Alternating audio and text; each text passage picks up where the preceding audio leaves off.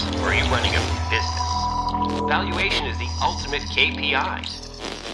Hey there, it's Mike Langford. Welcome to another episode of the Modern Financial Advisor Podcast, brought to you by Truelytics, the one and only comprehensive advisor transition management platform. This week on the show, I have Laura Gregg, the Senior Vice President and Director of Practice Management and Advisor Research from Northern Trust FlexShares ETFs with me. I invited Laura to join me on the show to discuss the topic of diversity, equity, and inclusion within our industry in response to a new research report her team published titled "Diversity is Good Business for Advisory Firms: How Firm and Investor Preferences May Be at Odds." Now, at the crux of our conversation is opportunity, not just opportunity for those who we might categorize as people who should be included, but the opportunity in terms of clients and assets that are being left on the table because they're out of reach for many firms and advisors simply because of artificial limitations within their business as presently constructed. This is a powerful episode of the show, and it might just transform your business. I think you're going to get a ton out of this conversation, so buckle up for this one. Okay, but before we get to the conversation with Laura, please make sure you subscribe to the podcast on Apple Podcasts, Spotify, Google, YouTube, or wherever you like to get your podcast jam on. And if you have a question or suggestion for the show, be sure to reach out by shooting us a note at podcast@truelytics.com or use the contact form on the Truelytics site. That's what Erin Healy from Laura's team did when she reached out to suggest covering some of the report's findings on this show. I said I thought it would be a great idea and asked her if she could hook me up with somebody at Northern Trust FlexShares to talk about it. And voila, Laura Gregg is here on the show. Speaking of Laura, let's get to the conversation about diversity, equity, and inclusion right now. Let's do it. Well, Laura Gregg, so wonderful to see you today. Welcome to the Modern Financial Advisor Podcast. Mike, I am thrilled to be here, and thank you for having me.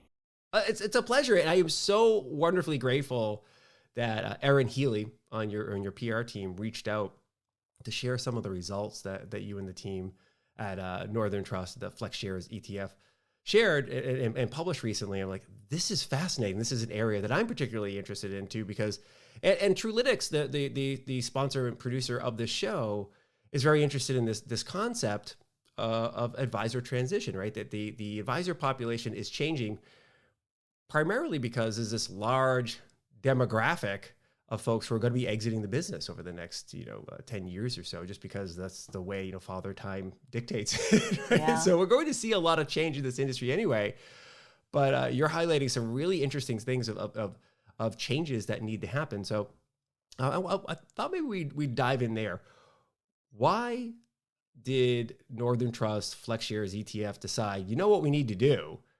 Let's conduct this survey on diversity and inclusion and get some data out there. Why was that important?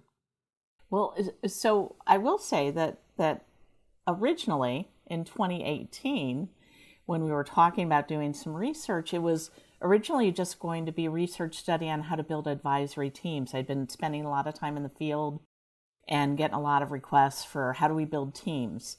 So at about that same time, I started traveling with Connie Lindsay, who's Northern Trust's head of corporate social responsibility. And she was talking a lot about DE&I, and I was talking to advisors after her sessions, and they were telling me, we really want diversity, we can't find it. And so then the light bulb went off, I should say, or on. And I realized that why don't we look at how to build teams? And as advisory firms are building teams, are they thinking about diversity as they do that? And then probably more important, what do consumers think about it? Do they care that their financial advisory firm is diverse? Is it important to them? So that was kind of the genesis for it. And layered on top of all of that, in Northern Trust DNA is diversity, equity, and inclusion. They've been making great strides for really 30 years. On this, we still have a ways to go, as I think most firms do, but it really is something that as a firm, Northern Trust and FlexShares particularly, we really embrace this. So that was kind of how it came together, and we we fielded our first survey in late 2019. We were about to bring it live in March of 2020. We even built a podcast to do it called The Flexible Advisor. We recorded a couple sessions. We were ready to go on March 20th. And then, everything changed. Oh, wow. So we thought, well, we've got to pull back. But fortunately, we had the podcast set up, started reaching out to people in the industry. How are you dealing with going remote? How is it all working?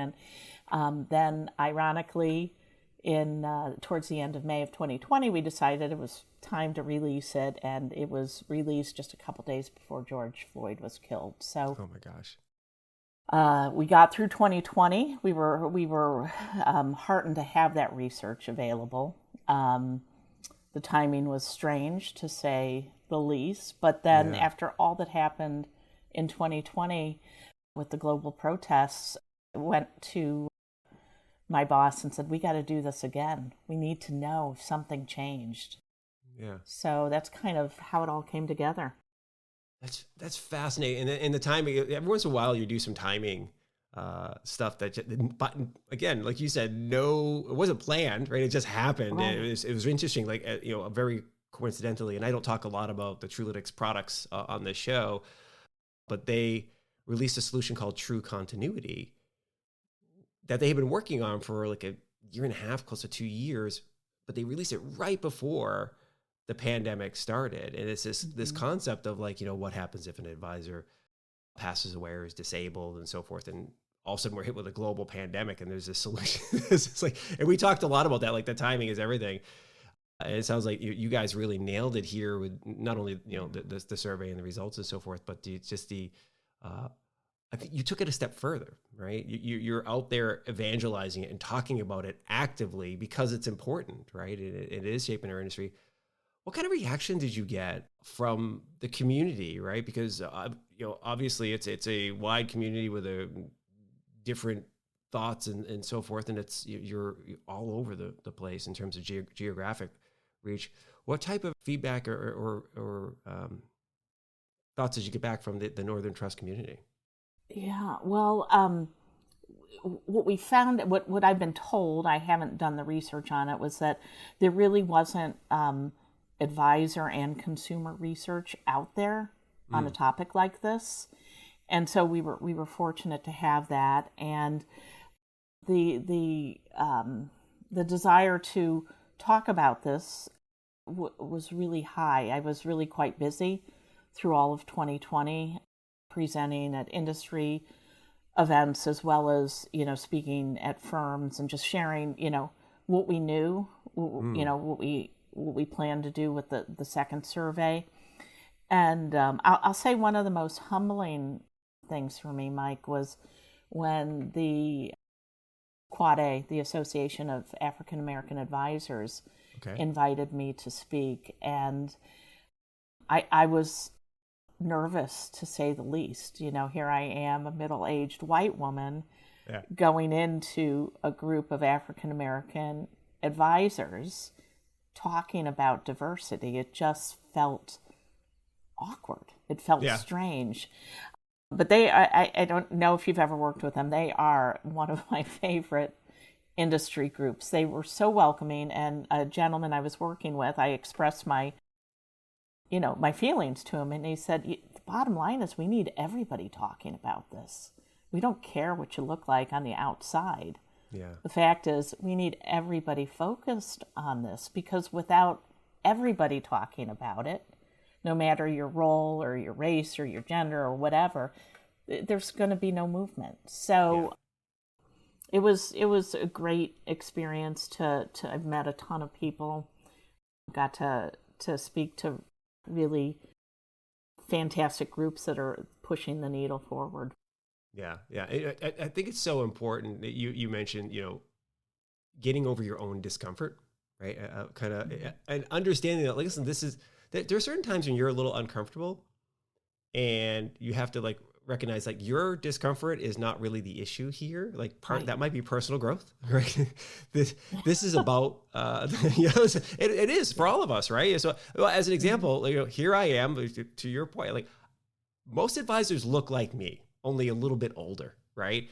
The average age of an advisor, we've seen the stat over and over again. It's around 60 to 62, and it's been that way for a while. So as a general profession, the advisory profession skews a little older. And they tend to be white, right? It's like, I mean, they look like me. I'm a middle-aged white guy, heterosexual, married, 2 kids. I live in a single-family home in a golf course community. That's like, if you envision, like, what does an advisor look like? It's probably like Mike Langford without the beard. And in my experience, I've done a lot of speaking at industry events, as you have. And when I stand up on stage, I look out in the audience. It's a dude fest, right? And the women, as an example, typically stick out. People of color typically stick out because there's so very few of them in there. And so sometimes I can imagine some folks are thinking like, well, why is it important for the industry to make this concerted effort, right? Like the industry's doing well. Like it knows it makes a lot of money. Why is it important for us to expand advisor demographics to include folks from a variety of other demographic backgrounds, whether that be race or gender or age? I think we're going to get to age a little bit in a while here. Yeah. Or, even sexual orientation, right? Expanding and being actively looking for people from the LGBTQ community and so forth. Why is that so important for people who, I guess, look like me to be willing to embrace expanding? So, wow. I don't really know where to start with that because I've got so much to say on the topic. Let it fly, Laura. Let it fly. Let's go. Well, as you're talking so about, I'm an ally, right? So I'm in this and I believe this wholeheartedly. So I'm just like, let's go. Let's dive into it. All right, let's go. So you are right. The majority of advisors are white and they are male and they are middle-aged. However, every day that goes by, the U.S. population is looking less and less like you. Now, we just got out this 21 census or 2020 census data this past spring. The white population has decreased again to, I believe, here I got a note because I want to get it right, to about 58% in 2010 for reference. It was 64%. And by 2025, whites in the U.S. are expected to represent less than 50% of the population. You're there in Austin. The Latinx population is growing. It's up to just under 19% by 2045, expected to represent a quarter. Asians were the fastest growing demographic. And then if we want to get into generational things, millennials, most educated, most diverse, until you look at Gen Z. 50% of Gen Z, or just under 50%, don't identify as white. They identify as mixed race or another race. So the demographics are changing, which is important. But then let's be honest, most of wealth ownership has been in, white men's hands. Mm-hmm. But we're also starting to see changes there. McKinsey did a great study. They released it in 2020, but in that study, they talk about wealth ownership by women. And in 2019, women controlled $10 trillion of wealth, or $11 trillion. And by 2030, so less than 9 years away, they expect that figure to grow to $30 trillion with a T, $30 trillion. We're also seeing, there, again, huge disparity. I don't want to, come across too Pollyannish, but we are seeing the number of Black and Latino households, high net worth households, grow pretty significantly. We're seeing more and more Black and Latinos graduate from college with, professional degrees and beyond. So while our universe is mostly white and mostly male, I think we're not going to be able to effectively serve the client of the future in the same manner, because the client of the future is going to look different. And one of the things from our research, both in 2019 and 2021, is that people prefer to work with people like them, whether that's gender or culturally or whatever it is. Somebody that they feel comfortable understands their thought and how they came up and their money story. Right. So that's kind of what I think about that. I could go on. I'll stop. No, we can cover so much. We're very much in the early innings of this. This is so valuable to discuss. One thing, just to kind of pick up where you were pick up what you were laying down, as I said at the end there, is that's one of the things that, folks who look like me sometimes get a little uncomfortable with. It's like, well, I'm not trying to necessarily exclude somebody. It's just I naturally have been surrounding myself with people who are like me, my like group. Like I grew up with these folks. I went to school with this person, and it was natural to work together and so forth. So it wasn't I suspect I'm right on this. It was not an active, malicious pursuit of exclusion, right? For most folks, for most folks, it's just, this is the way it happened, right? So as you mentioned, the changing demographics, there was a point, 20, 30 years ago or 40 years ago, when many folks who got started in this industry, it was like, well, yeah, as you mentioned, most of the wealth was in white households. Most of the folks who came out of college were white.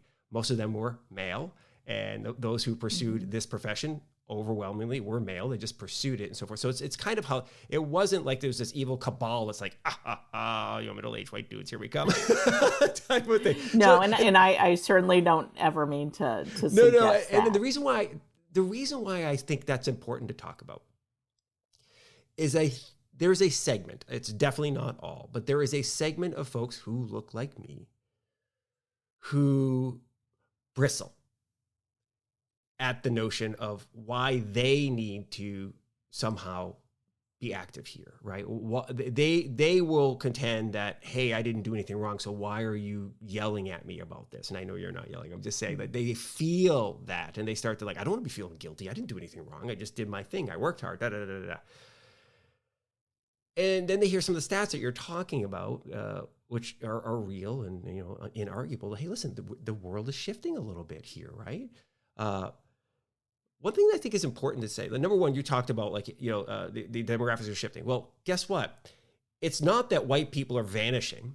It's just that certain segments are growing faster than white segments, right? And so the proportion is changing. And it's not about you being replaced. This is about expanding the pie, right? And I think that's so important for us to talk about. And I think I want to jump into this a little deeper here. No one is saying, hey, you know what we need to do? Let's get rid of all these old white guys and get people who are completely different in here. Let's push them all out, and this will be our club now. We're taking over. That's actually not what we're saying. We say, hey, listen, and you hit it. People like consumers, financial consumers, want to work with some folks that look like them, that understand where they came from and so forth. We're leaving a lot of money on the table as an industry because we are not serving certain segments because you just tend to work with people who look like you. So by not having as many women in your office, by not having as many people of color, right? It's not a zero-sum game. I think you hit it on the head. If you're a white male, you have a small firm, you're comfortable with what your firm is doing today, you have an exit plan, and keep doing what you're doing.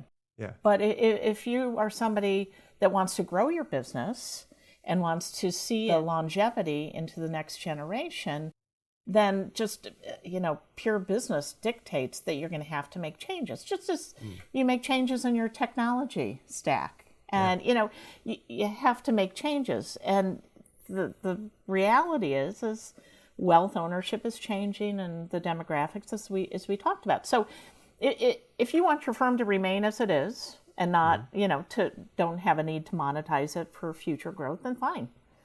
Do your thing, enjoy your life. But, it's really a business decision. And we talk a lot about getting the next generation, right?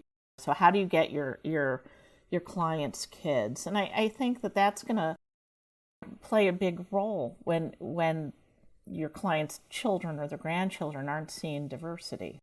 Mm-hmm. Again, they're in generations that are much more diverse than yours or mine. Yep. I'll just share a story. A year or so ago, I was talking to a woman very senior C-level person at a large financial services firm, and she used that firm for her wealth management for her family. And she liked the team. She wanted to make sure her kids stayed with the team. So she started including them in the semi-annual meetings when they were in high school, because she wanted them to get to know the team in hopes that they would stay. And, usually kids don't stay. So, fast forward 5-6 years, they're out of college, they've got their jobs. They did stay with the team, but ironically, each member of the family, she had 3 kids and her husband, so there were 5 of them all together. They each gravitated to a different advisor. And one of the kids gravitated to the younger advisor, another one gravitated to the black advisor on the team. But the reality is, those kids probably wouldn't have stayed if they didn't find somebody that they felt they could relate to. And so really, at the end of the day, it's putting more seats around the table and welcoming new groups of people. Yeah. I have a semi-similar story to that. So years ago, I spoke at a conference, and I think I've told this story when it comes to niche marketing on this podcast before. I was speaking at a conference, and as I was coming off stage, this young woman approached me, and she was in one of the President's Club meetings where, you have to be making $1 million a year to be in this room, basically. And I'm looking at this woman, I'm like, man, she can't be much older than 30. And she's coming up to me to talk. She had some questions about what I had just presented. Yeah. And I was kind of excited to be able to talk to you, because I noticed as I look around the crowd, like you stuck out like a sore thumb, right? And I said, so how, tell me about building your business. And she goes, I like widows. I'm like, what? She's like, I've built my business by serving widows. And she went on to tell the story about how, like, one client just happened to come to her, like somebody referred to her, and her husband had passed away. And so she built her whole business because, these widows who from their generation had never been the ones who managed the money. Their husbands had always managed it and so forth and made the decisions. And the husband, if there was a financial advisor involved, the husband had the relationship with the advisor. She didn't. But she's built her whole business on serving widows because they can identify with her, they feel comfortable with her, and so forth. And so this is really hitting at what you're talking about, that there's this huge opportunity to expand the pie, to understand that if the demographic of your potential clients is changing, the demographic of your firm should change too. And again, that's not to say, hey, we got to kick out all the old people. It's just, well, let's talk about, like, what should we look like in the 21st century here. One thing that you brought up that I had not heard before when in our prep call, so I want to make sure we hit this, and you actually said it earlier. And I said diversity and inclusion, and you said DE&I. And during the prep call, you used a phrase, you expanded that from the acronym to be diversity, equity, and inclusion in lieu of this standard diversity and inclusion. Can you shed some light on that, on why equity deserves attention and what you mean by that? Because it actually took me by surprise, and I don't think I had actually heard the equity part before. So I want to dive into it a little more. Okay, so thanks for saying that, because about 3 years ago, when I was traveling with Connie, who I mentioned, who's our head of corporate social responsibility, and she was talking about DE&I, we were out to dinner, and I quite honestly, I didn't know her that well at the time. I was a little bit embarrassed to ask because I'd heard her presentation, 5-10 times at that point. But I had a glass of wine and got up my courage and said, okay, tell me about what this, growing up in this industry, it was diversity training first. About 10 years ago, it was diversity and inclusion training. Then all of a sudden, the equity floated in. And she said, well, I'm going to share an analogy for you. And she said, think of it as a dance. Diversity is when you get the invitation to the dance. Inclusion is when you're there and somebody taps you on the shoulder and takes you out for a spin on the dance floor. Okay. But equity is when you get to select the music that everybody's dancing to.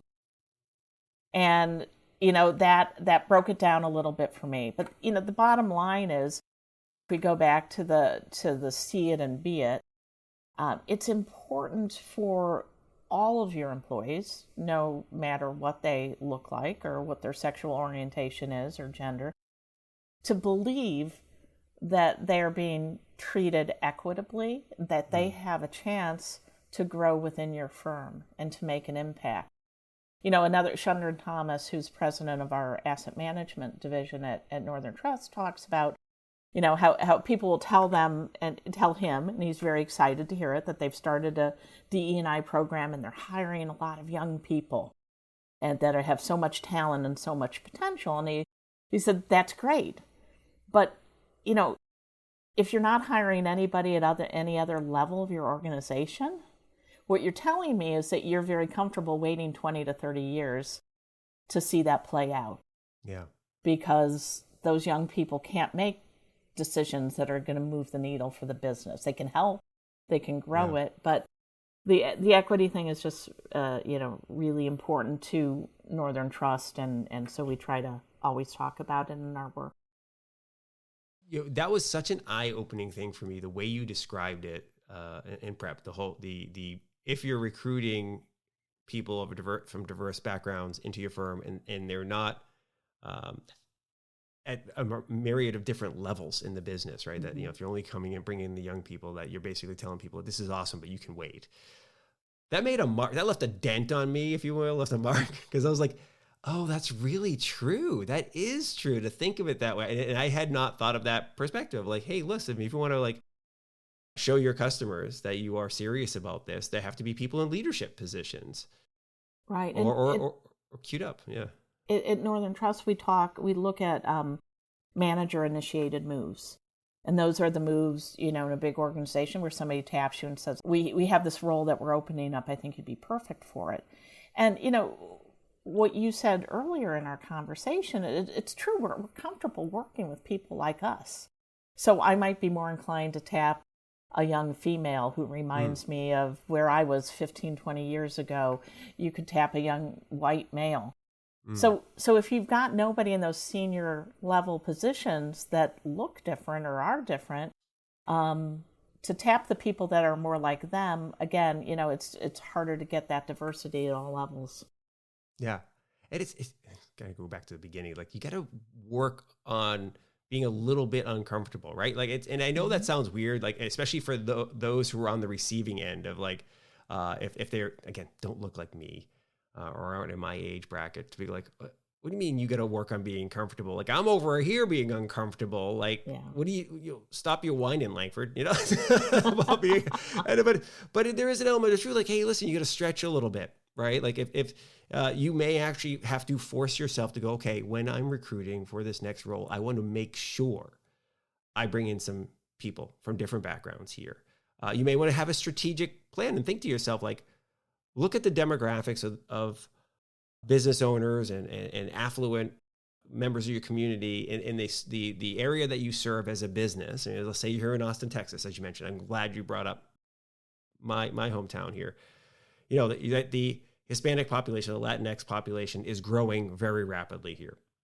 Many of them probably own businesses. Many of them are probably very affluent and would be, if you or just looked at their financials, these are customers I want, or these are clients I want. Well, in order for you to go get them, they may have an expectation, or they would be more comfortable, and the friction would be less if you had some people from their background. From somebody who speaks Spanish, maybe, right? Or to make them feel more comfortable, or whatever it is. So you got to do the work now. You're gonna have to go through a slight bit of friction, extra friction in your hiring process or whatever before you get there. One of the things I want to cover, and so this is frankly the reason why my eyes went big when Erin reached out saying that we should get you. So she shared the survey. She's like, I think this would be a great topic for the show, right? She initially doesn't even say hey, I want you to have Laura on the show.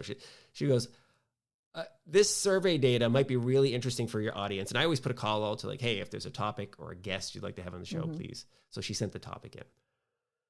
And this is something I've discussed with my friends and colleagues over the years. And you go, I wholeheartedly believe that diversity, equity, and inclusion are really good for business and for life as a whole. I try to stretch myself. I try to make sure that I have people who are from different backgrounds in my life and in my business. Yet I couldn't put a number on it, right? To prove objectively that diversity, equity, and inclusion are actually indeed bringing more value, right? So for the longest time, it felt kind of warm and squishy, and yeah, that makes sense. Hey, if you have more people that look differently and think differently and come from different backgrounds, you're going to have a better business. And people will be like, am I? That sounds great, but can you prove it? Like, can you give me some numbers about, or they just kind of shrug it off like, yeah, that sounds interesting. Wonderful. But your survey results actually do a fantastic job of adding some quantitative support for these initiatives. So I wonder if we could go through some of them. And one of them you already kind of hit on, but we can kind of jump into the numbers here. You said clients favor advisors that are like them is one of the big stats. So if we can let's get into the numbers. Yeah, absolutely. And I'll start by saying, there's been a ton of research outside of our industry. So McKinsey and Company, I would encourage everybody to go Google that. I mean, they do it year after year and year and show the business gains. But I think from an advisory standpoint, many people think, well, that's them. It's for the big companies. It's not me. I'm just, a 10-person firm in Topeka, and, it doesn't affect me. But we found, I'll share some good news and some bad news from our 2019 versus 2021 surveys. We saw an uptick in advisors that said their firms were taking action on diversity, equity, and inclusion in 2021. I think that was 56% of advisors versus less than 50% in 2019. So love that stat. In both of those surveys, we listed 9 strategic business initiatives and asked the respondents to rank order them. And it went everywhere from building out technology through the firm to creating a value proposition beyond investment management and so on. And people can, I'm sure in the show notes, you'll show them where they can get this data. But in 2019, building diverse teams was number 8 of 9 initiatives. So after all that went on in 2020, I was certain we were going to see that climb to maybe not number 1, maybe 6, 5, if I'm really optimistic, 3. It actually fell to last place. At the same time that advisors were saying that their firms were doing more, and they are. But I think a lot of people, back to your point, don't see it. They think of this as a nice to have, a good thing to do, but not truly something that can move the business. But as we looked at our data and we broke it down to the firms that do not have a diversity program or initiative in place versus those that do, we saw some stark contrast. Those with a diversity program in place were more easily able to hire professionals, and not just diverse professionals, all professionals. Really important, they had 5-year retention rates on every measure of diversity, whether that was gender, race, LGBTQ, age. Better 5-year retention rates than their peers that did not have a diversity initiative in place. So, those, and you think the cost of replacing an employee, I mean, that can be in the thousands. Right. So those 2 things struck me. And then also, probably my favorite stat from the survey was that 55% of our respondents said that their firm or their team's culture had improved as a direct result of creating more diversity within that firm or that team. And, we talk a lot about culture in this industry and how important it is. It affects how your employees show up for work, how they treat your clients. It affects the whole word of mouth, how you're able to recruit. And, so those are just 3 stats I'll share that really get to true business benefits. I love that. It probably stands to reason that if somebody has gone through the effort, a firm has gone through the effort, even if it's a small firm, to have a policy or to say, hey, let's talk about diversity, equity, and inclusion here at XYZ Financial. It probably means they get it, right? That they've had a bit of an awakening on some level that's like, hey, this is going to be important for us, and let's make sure we get these bases covered. Even if it's one of those where like their HR or outsourced HR firm says, hey, you should probably have something like this, just make sure you're not getting in trouble, right? Yeah. They've had to think through it, right? And making and developing an awareness sometimes is the first stage, right, of improving things. And they're, I would say that these firms are also more forward-looking. They're much more likely to be focused on female clients or Black clients or LGBTQ clients. They've identified that not only do they need to be diverse within their staffing ranks, but that there is value, there's true business value in courting those different segments that are different from the white males that have traditionally been the cornerstone of success. Yeah, I 100% agree. You also, second big one is female clients are a top priority. And I think you hit this at the beginning of our conversation today about, like, women are increasingly controlling more wealth. They're graduating with degrees more so than their male counterparts.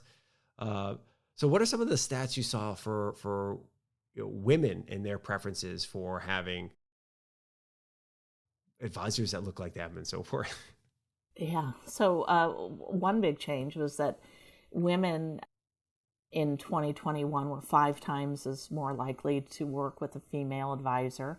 That was up from 4 times as likely in 2019.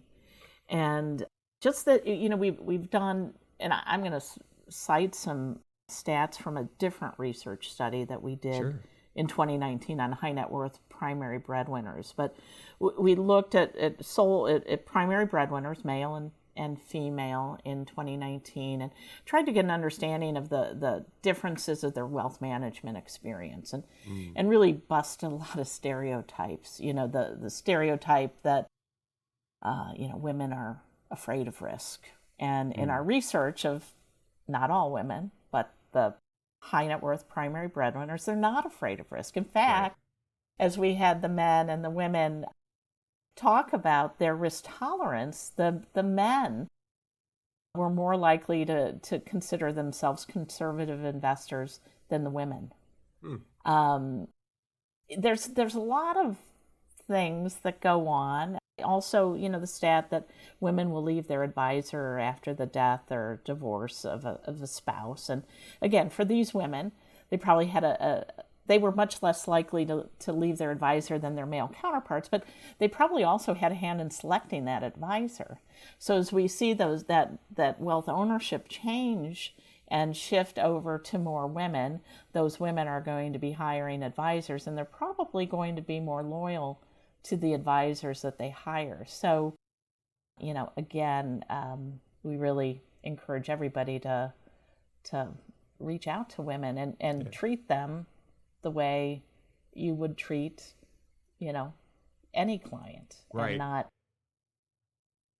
It seems so just basic and logical, right? It's just like it just seems so like in your face obvious, right? So I think everybody, can admit, we see way more women in senior leadership roles at large companies, small companies. We see way more women business owners today than we did in generations past.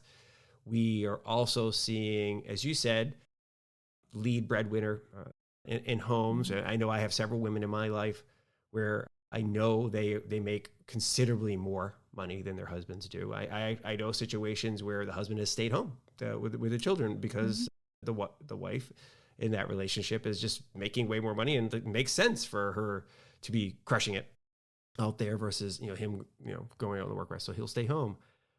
And I know also many women who are rolling solo, right? They've chosen not to get married, and they are doing very well in their careers, and so to ignore them or to assume that they're just going to fit into your model where it's an all male advisory firm, probably not the smartest idea. Like, you want to track some of these people. I'll share a story. So this is 2018. So, a little bit of time has gone by, but not really all that much.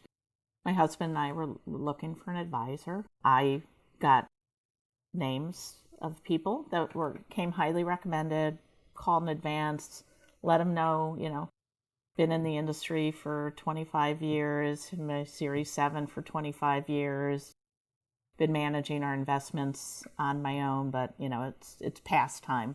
Yeah. And it still happened. We would go in to meet with these male advisors, and the conversation would be with my husband, about his golf game. Oh, you golfed at St. Andrews. That's really cool, blah, blah, blah, blah, blah. And one even in particular wanted, I told him I worked for Flexshares ETFs. Now, do you know what an exchange-traded fund is, Laura? Are you serious? I mean, you can't make this up. That is brutal. So it still exists, and my caution to everybody is go in with an open mind. Don't assume it's going to go one way or the other, because you never know who you're going to have. That is, oh my God, that is brutal. I'm sorry I had to go through that. That is nuts. It's just, I was thinking that one I just got up and left. Yeah, I would imagine so. But I might have dropped a couple of F-bombs and some other things on my way out the door if I were you. That is crazy. You hit on some other things. I just want to make sure we talk on this. You talked about recruitment and culture at the firm a few minutes back. I wanted to dive back into that a bit, because I've done a couple of blog posts and recorded a couple of podcasts on this topic, and I think it's really important too. Like I routinely say, and I wholeheartedly believe this, we still have a war for talent, right? If you were building an organization and you were trying to grow that organization, make it a long-lasting organization that competes heavily, talent matters. Recruiting the best people you can get into your firm absolutely matters. And good people have choices, right? They're always going to have the ability to go, you know what, that place over there is way better than this place. And oh, by the way, living here in Austin's awesome, but now I'm moving to a different city or whatever. So good people are always going to have choices. And if you want to be a really vibrant, profitable firm, you're going to have to recruit them. You're going to have to keep them. And, I know a lot of my people who look like me and in my general age bracket are going to start rolling their eyes a little bit when I mention that the war for millennial talent is going to be very important. And millennials aren't teenagers anymore. Just so you know, memo, the older age bracket of millennials are in their 30s now. Turning not only 40. Are they starting to, yeah, right. So the millennials are no longer little kids. Just, so when you're out there using your little millennials, just so you know, they are functioning adults with families and earning well, and they're highly educated folks, but they are much more attuned to these things that you're talking about. They want to work for firms that have diverse. And, the next generation you're coming up, the Gen Z generation, which I don't know when that starts or whatever, but I'll use my son who's 16, junior in high school. Mm-hmm. That dude is not going to tolerate just a firm that's filled with just a bunch of white dudes, right? Just I'm letting you know, put you on blast right now. My son and my daughter, who will be adults before you know it, and flash forward 10 years, they'll be looking to work at good firms like whatever. They want this type of stuff. What have you seen in terms of the recruiting efforts and how important it is to candidates? Have you seen any data there that kind of backs up what I'm selling here? Yeah. So I'll say that, as it relates to millennials, and so I've got, a 21-year-old is my oldest. He's Gen Z. So they're coming fast. Yeah. Out of college. But it's not just the work they're looking for. They want to be associated with organizations that they can be proud of. I mean, I think we probably all do to a certain extent, but, I know of one young man who, great advisor. He's probably, 32, 33. He left a firm because they wouldn't embrace ESG. He wanted to include that in portfolios. They wouldn't do that to the extent that he wanted it. But, on the recruiting path, as we talk about diversity of all types, we're still hearing, I really want diversity. Diversity is very important, all kinds of diversity. But when we post a job, nobody diverse ever applies. So what can I do? But, our data shows us that 61% of advisors, are still recruiting from their personal and social networks. Even in the big wires, where they've made a huge investment in DE&I across the board, especially in HR, to help you. They're still first going to their personal social networks. That's not going to lead to diversity. Yeah. And also, I would say to those people that are throwing their hands up in the air is, if it were anything else, you'd change your process, right? If you keep doing something a certain way and it doesn't yield the outcomes you say you're looking for, then you change how you're doing it. So get away from the personal networks. Start getting to know the CFP directors at the universities across the country. I think, Mike, one of the greatest things that happened with COVID is that it, for once and for all, and I've been a hybrid worker for 21 years now, it's shown us that you can be productive, you can contribute remotely, and it's knocked down those geographic barriers. Yeah. So now you have access to talent from everywhere. Yeah. If you can get on board with hiring remote people. And I think, a year and a half into this pandemic, we see that it works. So I would really urge people to look outside of your local community if you can't find diverse hires, but also, be active in the local universities. Be active in the affinity groups like, Quad A. Yeah. Or women's affinity groups. You can find talent there. Get involved in your own community and organizations that have members that maybe don't look like you, and then take the time to get to know them. There's another great organization called the Mom Project, and they're still fairly new, but they're doing work with Accenture. Their whole goal is to find jobs for women that may have left the workforce for a little bit to raise their family.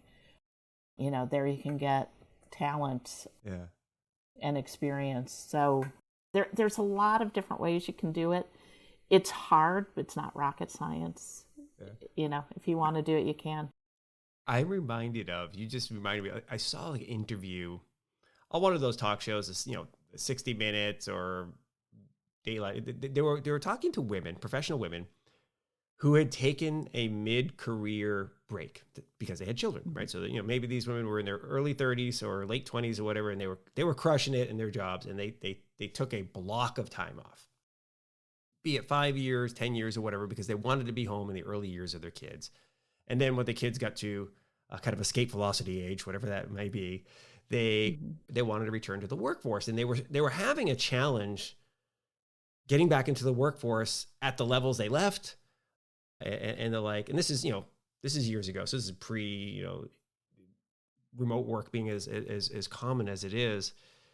And one of the women said, listen, the notion of coming out of college, right out of college, getting a job and working straight for 40 years without ever taking a break, and then stopping working and living your old years and maybe dying 15 years later, that is a notion that only men could think of, right? And she was being somewhat sarcastic and tongue-in-cheek about it, but it is kind of a weird concept. Look, you're going to, as you say, reach into different pockets of people.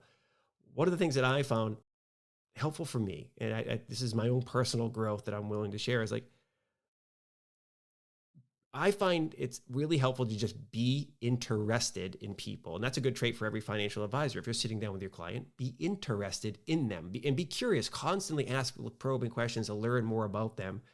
Be open to when you meet somebody who doesn't look like you or is from a different background or what have you, to just kind of ask them some questions, get to know them, ask them more about them.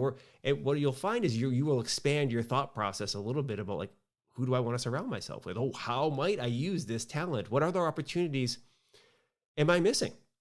I mean, that's what we're talking about here, right? I think is how do we seize more opportunities? We are missing so much by not including folks. Not, you know what I'm saying? And I would say, to build on that. Now, I'm somebody that didn't leave the workforce, so I'm going to be that 40-year person, but that worked for me. Yeah, right? Yeah. So far it's worked for me.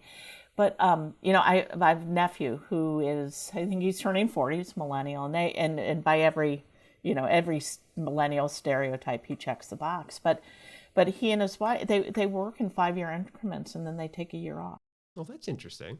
And they go and they're very philanthropic minded people, and they go and they start a charity. Like they just got back from Portland a couple years ago, where they spent a year starting a charity there and getting it off the ground, and then they came back and found different jobs and are working. And so I think it's not just a woman thing. Mm. I think people are viewing, you only have so many years in your lifetime, and different people want to spend them differently. Yeah. No, it's 100% true. I mean, I'll just tee myself up. You know, I work from home, right? Like I've done so like you. I've done it for 13, 14. Well, yeah, it'll be 14 years, right? It was, my son was really little when I decided to start working from home, and I wouldn't trade it for anything, right? I got to be home while my kids were little, and drop them off to school and be home when they get home and so forth. And now that they're reaching the ages where like, they don't really care if dad's home. I'm thinking like maybe we get an office and expand some things in a little bit different way.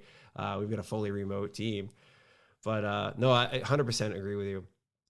Kind of close things out here. During our prep call, we were having this great conversation, and I said something like, financial consumers, of course, they want to work with other advisors who look like them. This just seems easy. Like, be open-minded, bring some people.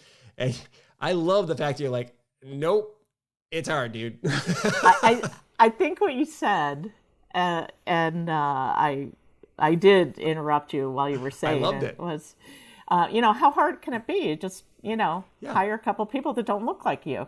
Yeah. And and I was like, oh, time out there. And that, and that's where it really gets to that inclusion part of it, Mike, because, we talked about if you just hire young people and all that, but if you hire people and then they don't feel included, they're not going to stay. And so then you're adding to the narrative that I hire diverse people, but diverse people never stay. Well, you want to stay in a place that makes you feel comfortable. And we had a guy, a DE&I strategist, Kemi Joseph, on our Flexible Advisor podcast, and he talked about how important it was before you dive into a DE&I program is to take a look at your current culture. Talk to the people that are on your team. Tell them you're going to start, this diversity program. Find out how they're feeling, where they are, what their concerns are. And then as you go through that hiring process, you need to bring in people that are going to be a cultural fit, even if they look different or have different sexual orientation. But everybody needs to be on board for it to really work. And the people at your firm need to understand that it's a good business decision. And if they want to stay at the firm, it's going to benefit them. And it's a great social decision. We all know that. But the inclusion isn't. So I was talking to a head of a private equity firm not too long ago, and he was going through the same thing. Nobody diverse ever replies, and then they don't stay. And I'm like, well, what are you doing about inclusion? He's like, well, we take them out to golf with us. I'm like, oh, Joe, it's more than an occasional game of golf. It's how do they, is there a career path? Are they seeing people that look like them? Are you giving them opportunities to join affinity groups where within the industry where they can learn from others that have shared backgrounds? But yeah, the inclusion part is key. Yeah, no, I 100% agree, and I'm so grateful, and I say this all the time because as a father, as a daughter, and it just the way that I grew up is those a lot of people weren't as open-minded, let's put it that way, or thinking that way. And then I look at my own family life and my own work life and how much progress we've made. I'm so heartened, to see it, but I am fully aware that we have a lot more work to do. And I'm so grateful that you and the team there at Northern Trust are kind of actively pushing this thing forward. And I'm grateful to Erin, I think is listening in on us while we're talking. This is awesome. I'm like, hi, Erin. You can't see, we can't hear you, but I know you're there. So grateful that she put us together. So thank you very much, Laura. What is the best way for somebody to follow up with you and learn more or kind of pick your brain on if they've got questions about doing these programs at their firm? What's the best way for people to get in touch? Yeah, absolutely. Thanks. And I would love to speak to anybody that's interested in talking about this. As you can tell, it's a passion for me. But we have a website where you can, we've got I think 10, 12 podcasts out there on the website, our research paper and some other things. And that is go.flexshares.com/diversity. You can find me on LinkedIn, Laura Hanachek Gregg, and, just happy to speak to anybody about this because we really all have to work together to move the needle. Perfect. This is wonderful. We'll make sure to get all that stuff linked up in the show notes. Well, Laura Gregg, it's been wonderful having you. Thank you very much for joining me today. Thank you, Mike. Thank you very much for listening to and or watching this episode of the Modern Financial Advisor podcast. It's always great to have you with us. Huge thanks to Laura Gregg for sharing the amazing insights that she and the Northern Trust FlexShares team surfaced in their research report. This is such an important topic for your business, regardless of your size or stage of business. The modern financial advisory firm really needs to invest in diversity, equity, and inclusion if you want to be competitive in modern America, right? Just is what it is, all right? So do yourself a favor, make sure you download the report and give it a read. There's a lot more insights and learnings in there than we covered on this show. We've linked it up over on blog.truelytics.com to make it really easy for you to find and download. So just head on over there, find this episode of the show, click download, all good stuff, all right?